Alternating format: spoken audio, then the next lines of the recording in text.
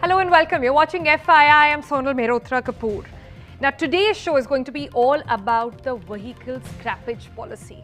Now, this has created so much talk among the entire automobile industry and even for car owners. What does this mean for you? Today's show is going to be all you need to know about this policy, what should be your approach, and exactly how prepared is India for a policy like this to finally kick in. What are the benefits and some challenges that lie ahead of us? So before getting into any further discussion, we've got a nice guest lineup for you today as well. We'll get into that. But first, it's time for our explainer. So let's start with some basics at this point. What exactly is the scrappage policy? Now, it is a program by the government which is basically to replace old vehicles. Commercial vehicles more than 15 years will have to be scrapped if they do not clear the fitness and emission test, and private vehicles more than 20 years will have to be scrapped if they don't clear that test as well. The objectives are pretty simple. This is a policy which will help us phase out the unfit, polluting vehicles at this point, and this will also be our bit to encourage fuel efficiency, environment friendly vehicles also to come and replace them and take their place as well. This is also a policy which the government has pitched will create job opportunities as well, and the government has given a number to that at this point. About 35,000 jobs to start with is what the minister has said will be something that they are looking at. The policy is also expected to boost demand for new vehicles. This is a tried and tested formula in other countries as well. Several countries sort of used it to boost in their economies as well, especially in these trying times. And then it is a policy expected to reduce oil import cost at the same time.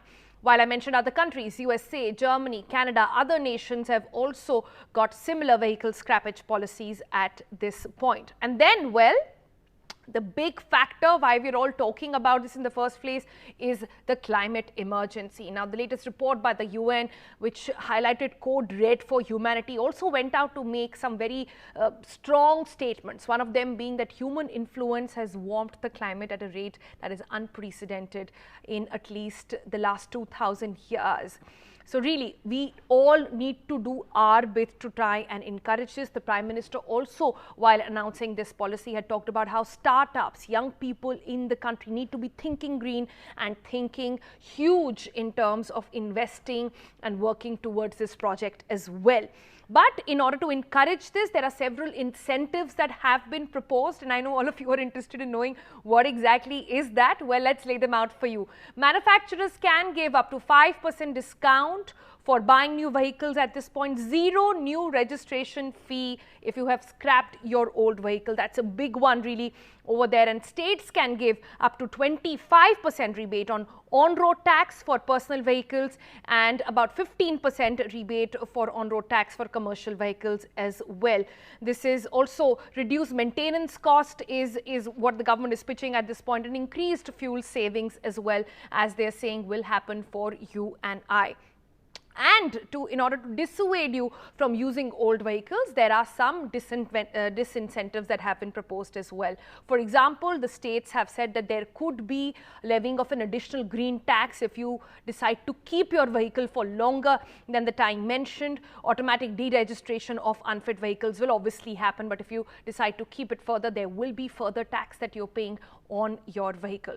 Now, however, there are some exemptions to this. For example, hybrid and EVs, well, they stand to be excluded from this policy. Vehicles using alternative fuels such as CNG, LPG, ethanol, all of them stand to be not part of this policy as well. Farm and agricultural equipment such as tractors and harvesters, they also do not come under this policy. However, this is the controversial bit really, and we'll get into that in our debate as well.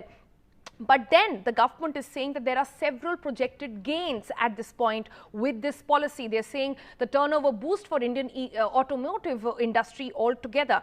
They're saying this will promote new technologies, environment-friendly vehicles will come in, decrease in India's huge crude oil import bill as well, and new investments will come in, and job opportunities, of course, that will be created. However, having said that, there are several challenges at this point. For example, to start with the most scathing one, infrastructure testing and scrapping centers. Do we have enough really? We've got some numbers for you which we'll share on the program as well, and that's not looking very pretty at this point.